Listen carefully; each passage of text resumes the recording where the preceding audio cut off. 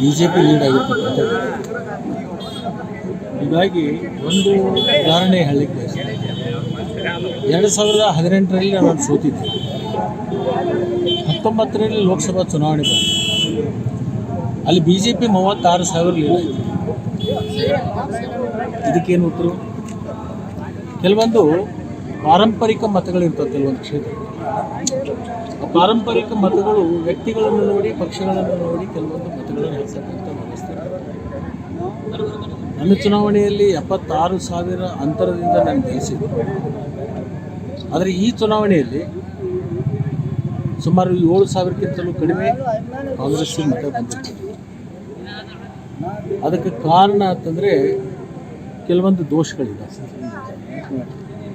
ಅದನ್ನು ಪಕ್ಷದ ವೇದಿಕೆಯಲ್ಲಿ ನಾನು ಚರ್ಚೆ ಮಾಡಿ ಅದನ್ನು ಬಹಿರಂಗವಾಗಿ ಹೇಳಲಿಕ್ಕಾಗಲ್ಲ. ಚುನಾವಣಾ ನಿರ್ವಹಣೆಯಲ್ಲಿ ಅವರು ಎಡವಿರ್ತಕ್ಕಂಥದ್ದು ಕಾರಣದಿಂದ ಇದು ಆಗಿರ್ತಕ್ಕಂಥದ್ದು.